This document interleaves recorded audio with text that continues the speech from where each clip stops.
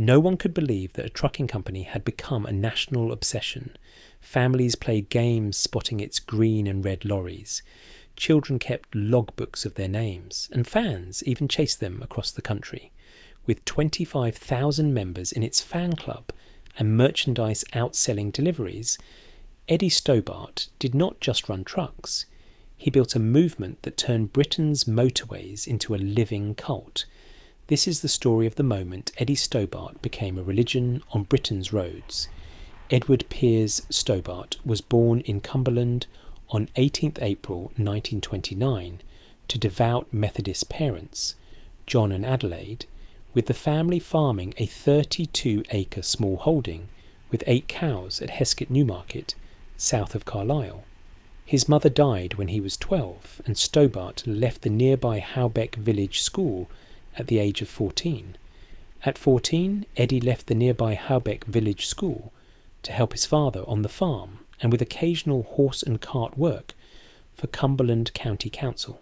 Eddie bought his own first horse for 33 guineas, trained it to pull farm machinery, sold it for 66 guineas, and invested the profit in hens and henhouses.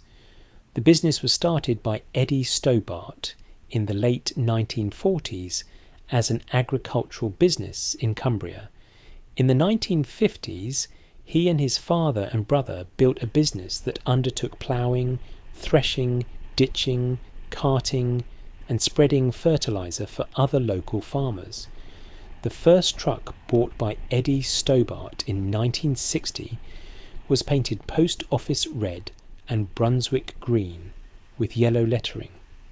The first Stobart lorry arrived in 1960. Eddie had it painted Post Office red and Brunswick green, with E.P. Stobart lettered in yellow on the side. This colour scheme would become the foundation of one of Britain's most recognisable brand identities. The company was incorporated as Eddie Stobart Limited on 23rd November 1970 as a haulage firm, and Eddie Stobart controlled the organisation fully until 1973, when, at the age of 19, Edward Stobart took the place of Chief Executive Officer.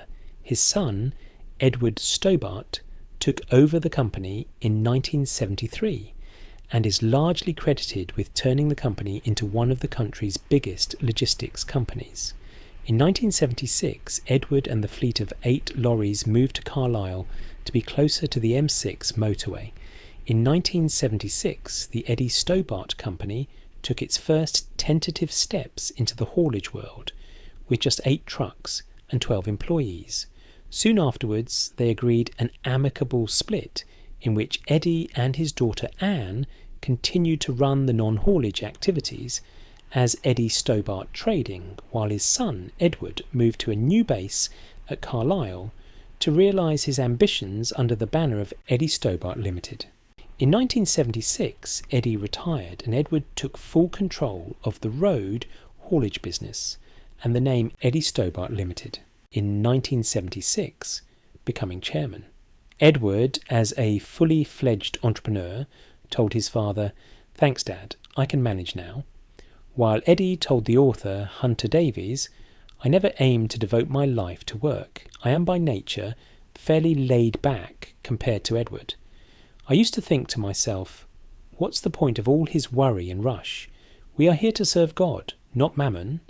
I was still a director of Eddie Stobart Limited, but board meetings consisted of me sitting in an armchair at home while Edward was ringing me from somewhere on the M6, telling me what he was doing. By 2000, however, this number had expanded remarkably, increasing to around 1,000 trucks and 2,000 employees, thanks to Edward Stobart's entrepreneurial spirit and business-savvy mindset.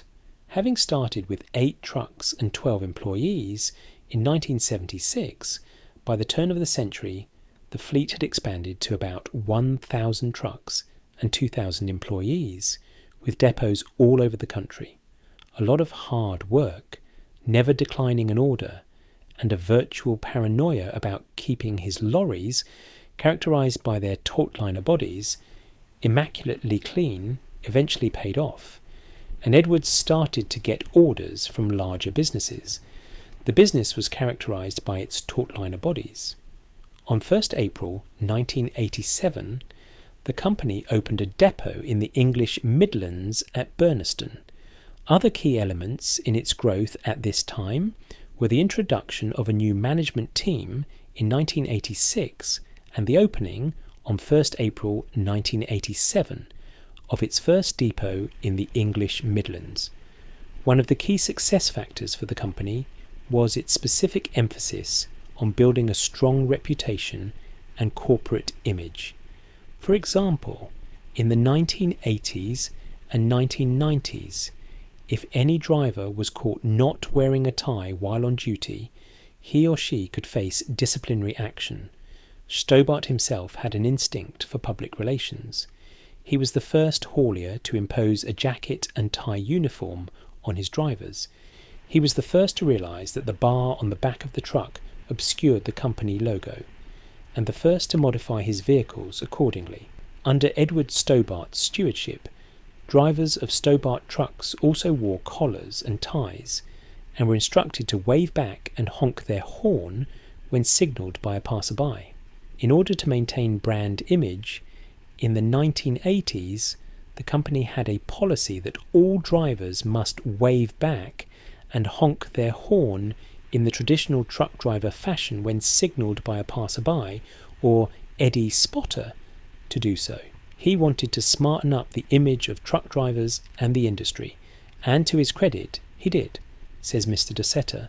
The transformation of truck driver appearance and behaviour became central to Stobart's brand identity. Eddie Stobart had a long tradition of giving its trucks female names. The first four, owned by Eddie Stobart, were named after model Twiggy and singers Tammy, Wynette, Dolly, Parton and Susie Quattro. The trucks were adorned on the driver's doors with individual female names, Edward's early choices having included Twiggy, after the model, Tammy, Wynette and Dolly Parton.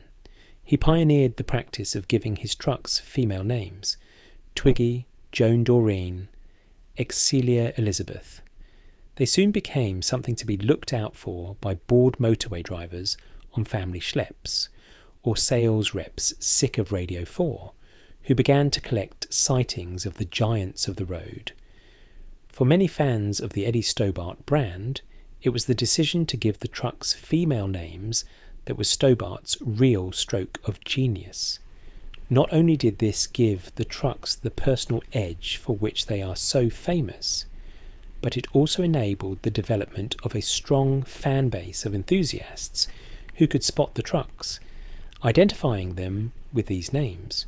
With the expansion of the fleet, names have become harder to choose, and the fleet now features Tula Carina, Finnish, Angarad, Welsh, Anstis, and Saoirse Erin, Irish, meaning Free Island. Currently, the vehicles with the shortest and longest names are Nia and Gladys Duchess of Overton, both on Scania R420s. Today, the fleet includes a Laura Abbey, an Angela Rachel, and an Elizabeth Jane, with the privilege of naming new lorries being that of official Stobart fan club members, albeit after a 3-year wait. Jules Holland publicised the craze after his band passed the time on a United Kingdom tour in 1991, spotting Stobart lorries. His personal assistant wrote to ask for a calendar and was sent one by return of post by slightly bemused Stobart staff in Carlisle. Only slightly bemused, because fans had been writing occasional letters over the years, always answered in case they were potential customers. Whenever you spot a Stobart lorry, you shout, "Stobart!" Your sighting then has to be confirmed by one of the other people in the car, and you can then claim £1.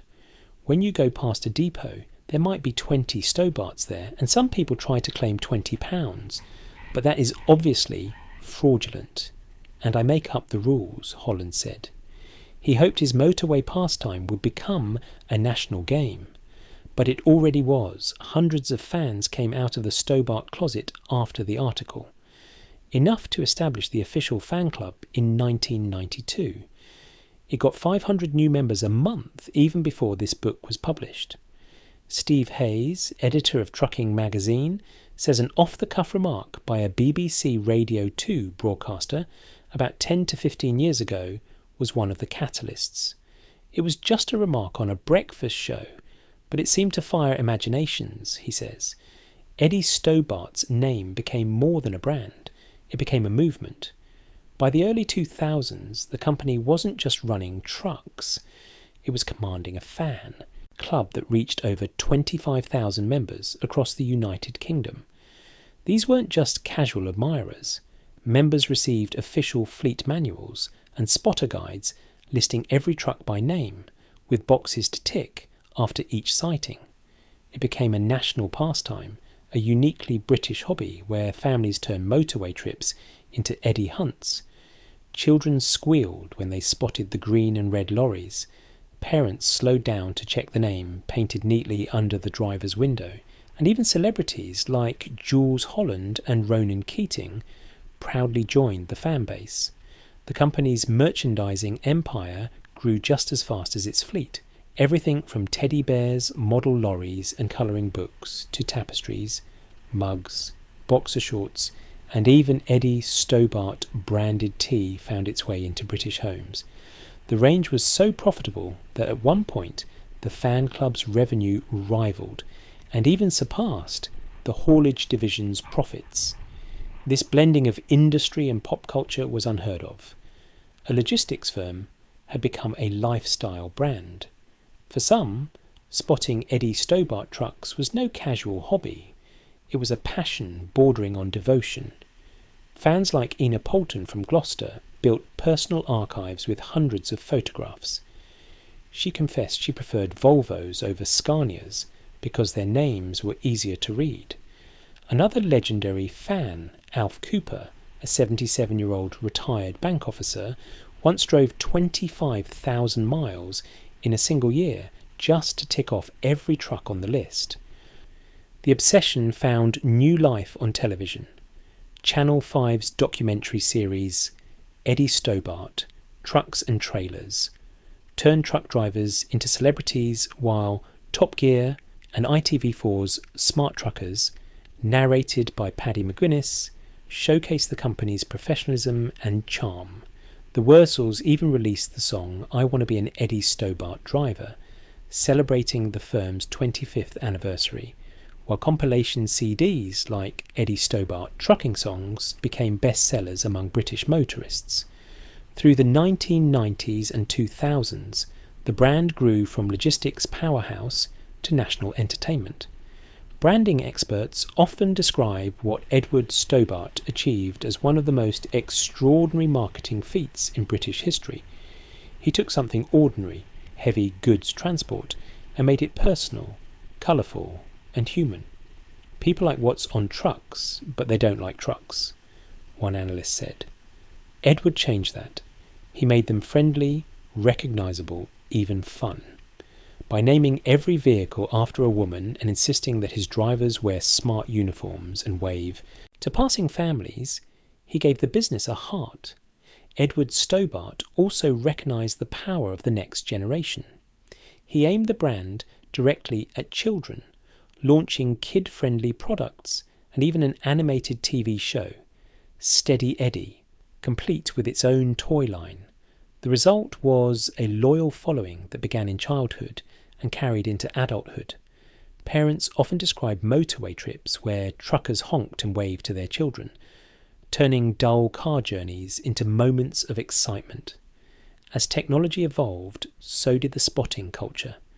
The internet birthed fan-run sites like Stobart Sados and lorryspotting.com, where enthusiasts logged sightings, swapped photos, and compared notes. A dedicated Stobart Finder app even allowed users to track lorries in real time, turning what began as a roadside game into a digital sport. Among its thousands of registered users were MPs, vicars, and brain surgeons, proving the movement crossed every social boundary.